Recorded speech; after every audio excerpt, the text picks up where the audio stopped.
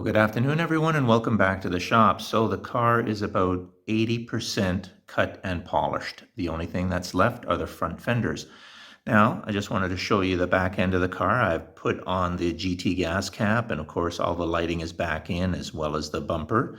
The backup camera, as you can see, is mounted there below, as well as the license plate light. And of course, we have the backup lights as well, and the dual exhaust. So of course I took a break from cutting and polishing because it does get monotonous, and what I decided to do was finish off the trunk. And there we go.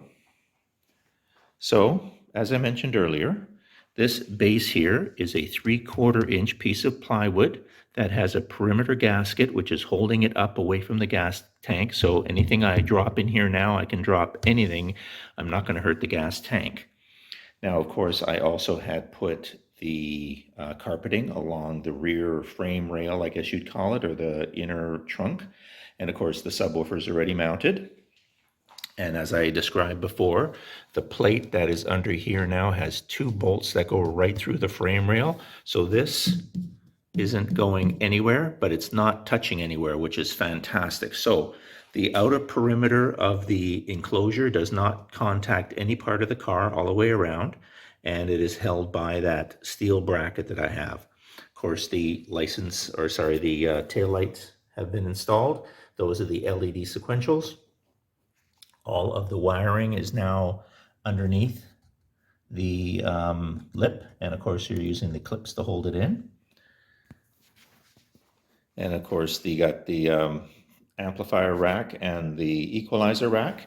And on the right hand side, all I did is I carpeted the outer wheelhouse and left the inner wheelhouse painted just like I did on the other side. And of course the carpeting goes down as well as the right hand side signal. And again, all the wiring is run. And of course then that's where the spare tire is going to go, right on that side. I'm going to lose a little bit of trunk space with that thing, but there's still plenty of trunk space here so that when you're going anywhere. Now, one of the things I'd like to talk about is the gas cap. Okay, sorry for the extreme close-up, but I ran into the exact same challenge that Barry did over at Joe Daddy's garage when it comes to these gas caps. The challenge is that these pieces are not really well built, and then secondly, when they get chrome on them, they get very slippery. And the reason that these pop open is because these clips here are supposed to engage a set of clips inside, and that they're supposed to lock on each other. It's supposed to go in there and grab it and lock. Unfortunately, first off, the piece doesn't have an aggressive angle like that. It has a very flat angle. And secondly, that flat angle's been chromed. So when it gets in there and you lock it, it literally just slides right off. It slides off of the 2 clips inside. So 2 reasons it slides off. Number 1 is the spring that this is using to apply pressure up is actually very weak. So I removed the 2 screws on either side. By removing the 2 screws, you can remove this assembly, and there's a spring in there. And what I did is I took the spring and I wound it, or I guess reverse wound it, about a half a turn, making the spring more aggressive. So trust me, that is way more aggressive than it was out of the box. So now I've got a lot more pressure of these hooks staying up. Unfortunately, it still didn't lock, and it would still pop. Not as easy, but it would still pop. Now, of course, you notice mine's not popping at all, and I'm pulling on it, it won't pop. The trick is, and what I did, is I took my Dremel with what you would normally call a cutoff wheel. And this set of clips here, or these, and again, I'm going to call them hooks. What I did is I took the Dremel and I cut a bit of a channel in them. So in other words, where they were like this and a little flat, I cut a groove, which then really kind of makes them like that because I cut a channel in them. So now with that channel cut in, it's not very deep. I mean, we're talking just a few seconds with the Dremel, and do a couple of slices in there. I've now created more of an aggressive hook. That more aggressive hook now, when it locks together, this does not come apart. You can see the whole car moving. This won't come apart.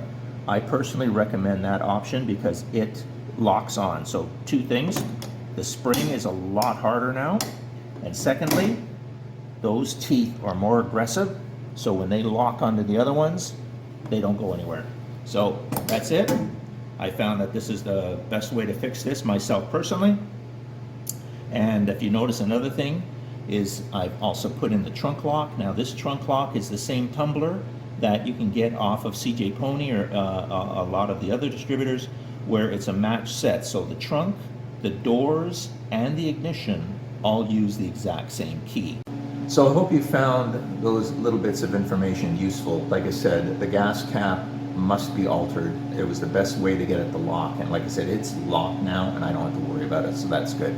But what's next? Well, the front fenders have not yet been cut and polished, but they're the last things that have to get done.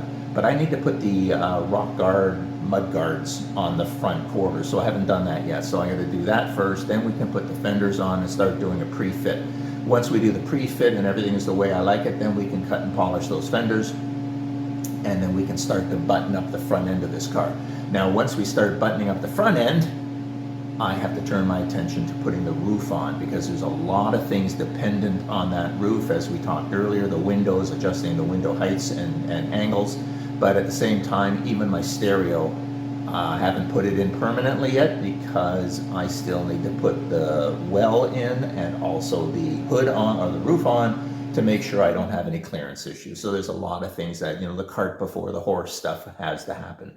But trunk is done, like I said. Everything else is done. All the back end is all wired up and all detailed. So let's move on to that front rock mud guards, and then let's get the fenders on this thing. But that'll have to wait for another day. So I hope you enjoyed the short video, and if you did, hit that like button. Hope I helped a few people on this gas cap, and I'll see you soon.